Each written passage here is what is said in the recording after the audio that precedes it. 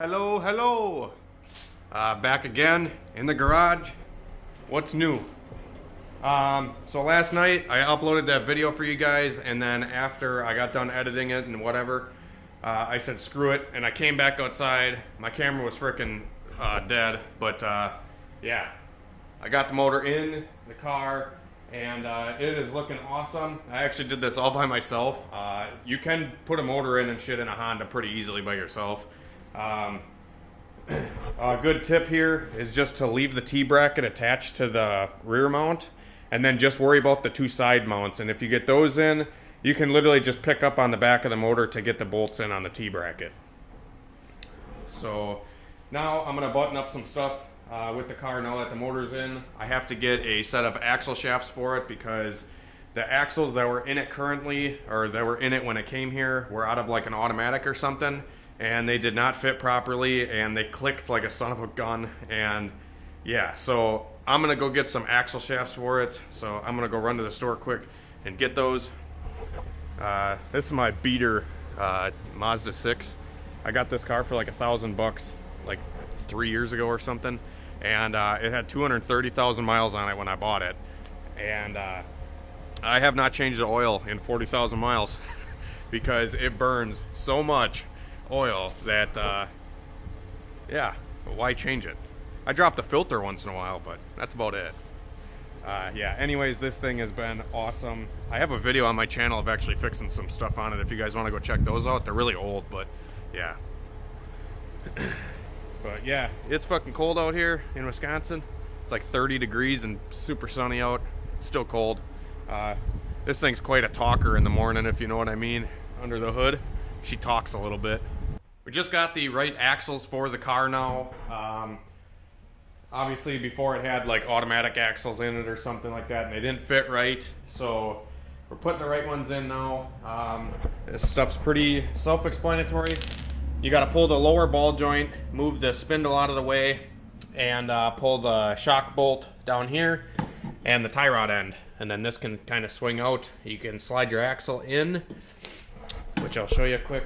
But what works for me is I usually slide the axle through the shock here, and then get it like into the transmission a little bit.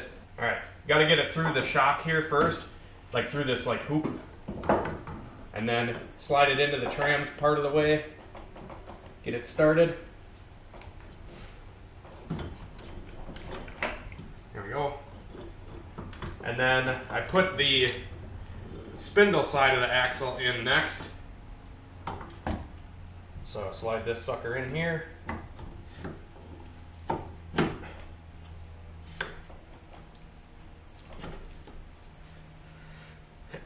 And then grab your axle nut and tighten it up.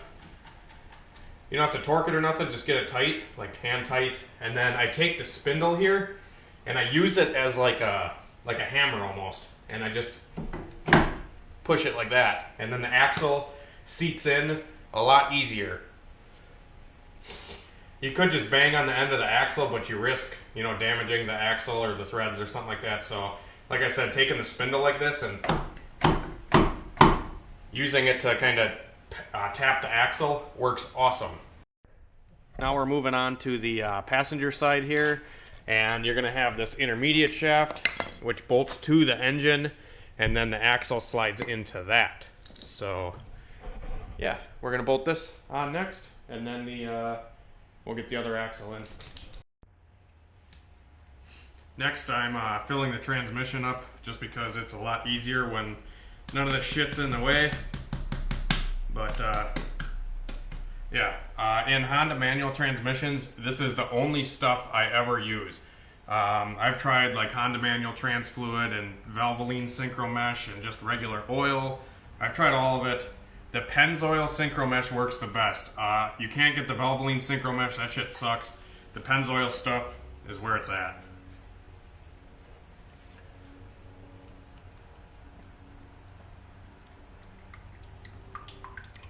Alright guys, haven't been filming a whole lot today, but I did get a lot of stuff done on the car here. I got the turbo kit back on, minus, you know, the intercooler and all the piping and whatnot. I got everything wired up temporarily. just to kind of see, if everything is going to be working. I did flip the key forward, and we have no check engine lights, so that's always a plus. And got the throttle cable hooked up here, a slave cylinder for the clutch. Got everything else wired up, brake booster lines, all that. I just need to get a vacuum line for the map sensor because this car actually has a firewall mounted map sensor. So I actually have to run an external vacuum line to it to actually get a reading on it. Other than that, I had to redo the oil return line down here. This guy was like totally screwed up and not working very well, so I had to redo the return line here. This is just heater hose. I usually never have a problem with heater hose as long as it's clamped good and it's like good name brand heater hose like Gates or something like that. Usually lasts for a while. Plus he's going to be redoing this whole turbo setup eventually anyway, probably in the next couple months. Just kind of wanted to get the car running for now. So yeah, now I just got to go get some oil for it and probably fire it up without the radiator for now, just to make sure that the motor is running and we have oil pressure. And then once I figure that out, I'll put the radiator back in and put coolant in it and see if we have any coolant leaks and stuff like that. So yeah, I'll pick up in a few seconds. Alright, time to put some of the world's finest Walmart oil into this thing. I'm just putting cheap oil in it for like the initial start. After it runs for 100 miles or so, then I'll change it out and I'll put good oil in it, like Schaefer's or something like that. Also on Hondas, I always run like thicker oil. Honestly, like 1040 is kind of thin. Usually I run like 2050 on a Honda, but yeah, I don't know.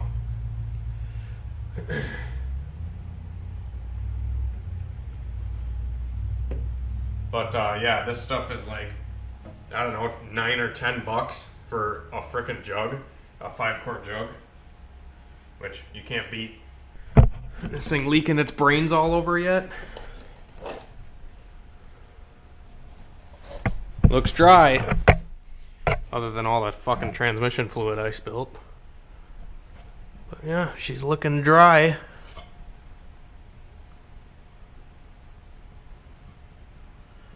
Cool.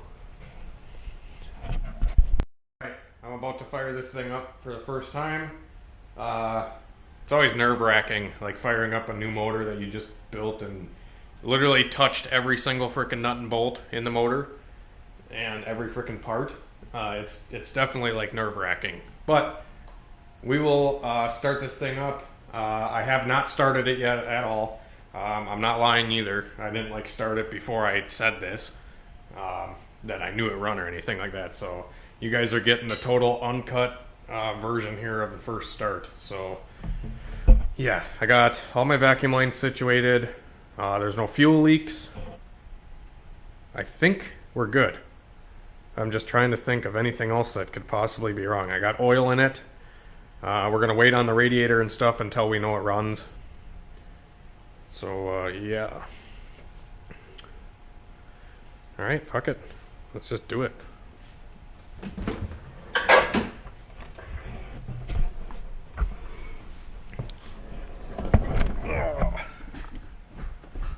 The shifter in this thing feels really good. Alright, baby. There's fuel pump. No check engine light. Oh god. Here we go.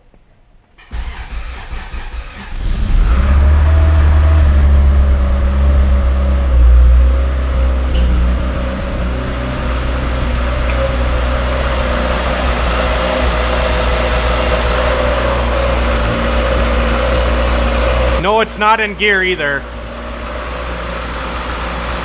Holy shit, this engine is so quiet. Oh, we got a little oil leak coming from the turbo. Alright, I'm really happy. This thing fired right up. It is extremely quiet running engine. It sounds extremely smooth, so that is awesome. Usually when you fire these things up, they clang a little bit if it's got, you know, stock bore. I really do think this one was a good tight one though, so yeah, that didn't make any sense. But yeah, sometimes these motors have a little piston slap, and this one sounds like it does not have any piston slap. Yeah, this thing fired right up. That's awesome. The only issue I'm having right now is it's got a leak here at the turbo. It looks like the feed line is leaking somehow. I don't know where though. Doesn't look like it's coming out of the fitting anywhere. Nope. I think it's coming from like the area here where it like seals onto the turbo. So I'm gonna have to take that off and inspect it now. Which is really weird because this actually did not leak before, and now it's leaking, and I didn't really change any of this stuff, so maybe it's got more oil pressure now. I just got the radiator installed and the overflow tank here. I still got to wire the cooling fan, which not too big of a deal. Got it filled up. It's right at the top of the radiator here, and I don't see any leaks, so that's good. I don't know what else. Probably gonna start it up again here in a minute. One of these bolts here that was holding this flange was actually loose, so I kind of just took it off and tightened it back down, and I'm hoping it's not gonna leak. I don't know, it might still, it might not, I don't know. The gasket still looked mint. Alright, I just fired it up again, and it was leaking again, and it was leaking really bad. So I had to take, I don't even know where I put it now. I don't know where I put it, but it's like the little restrictor plate that goes onto the turbo here. There was a fitting that was threaded into it, and that fitting was cracked. So it was leaking really bad out of it. So I took the plate off, and I'm like, maybe I'll just use a restrictor plate that I have here or something, but the line that they have on it is a -3, and my plate is for a -4 line. You actually should be running -3 line on Hondas to your turbo. -4 is too much oil supply. -3 is the way to go. But anyways, I got a fitting, and this turbo has like the option to either have the plate to bolt your feed line onto, or just the center hole is threaded. So I just ended up threading the fitting right into the turbo, and now I'm going to try it again and see if it leaks. Everything's looking good, no leaks. Just put that fitting directly into the turbo, and now it's awesome. Like I said, this motor sounds amazing. I think it's got a really small pinhole exhaust leak somewhere, but other than that, this thing is running smooth. Mint! No more smoke out of the valve cover.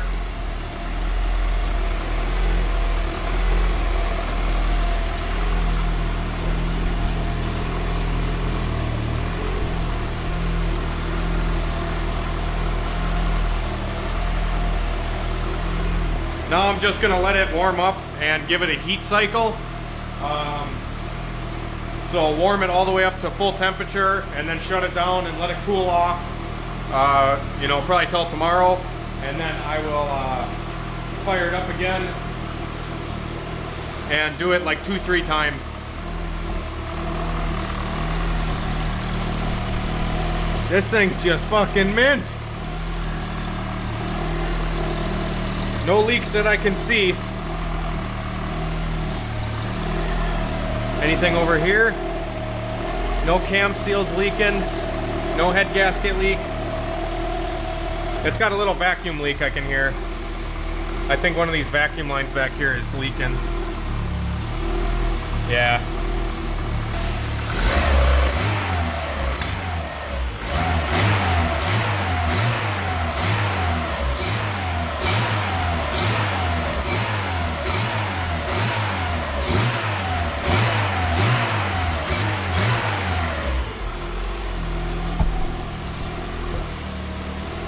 All this smoke and shit is just from, one, all that oil that leaked out of the turbo.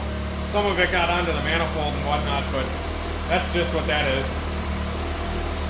And then the throttle body was like squeaking when I was giving it throttle.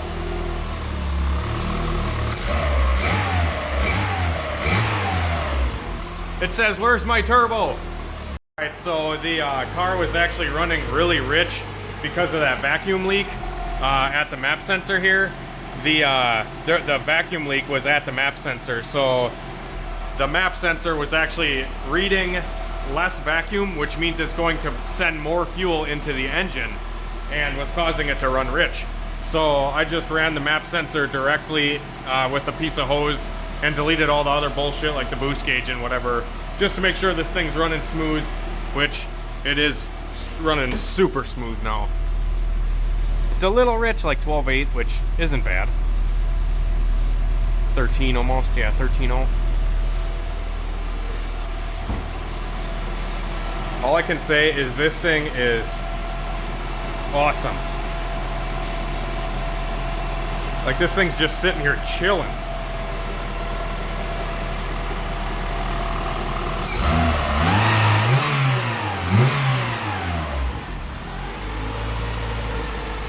This is a healthy Honda.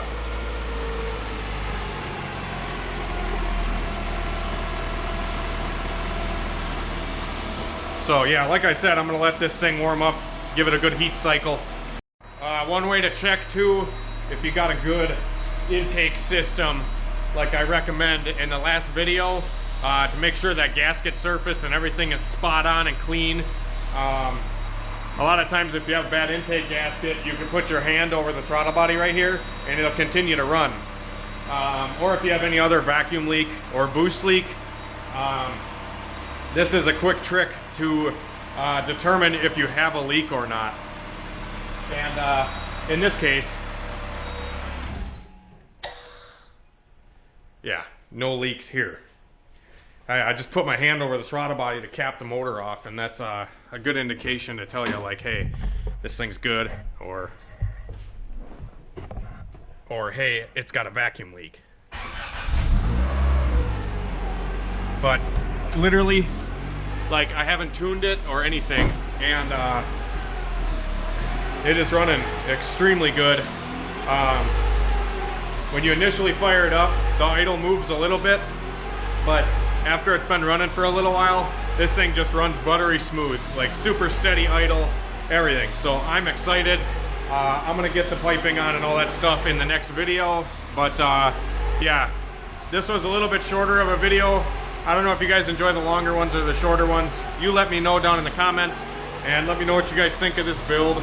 I feel like I got this thing together in no time. Honestly, it's how I work though. When I got something to do, I'm doing it. I'm not sitting around talking about it like a lot of people. This thing honestly took me less than a week to paint the bay, clean the bay, paint the bay, wire tuck, take the engine out, degrease everything, rebuild the complete motor, put it back in, and bam, there it is. So get off your asses, people. Go work on some shit. It's fun. It's a good time. It's really rewarding. Yeah. So here we are.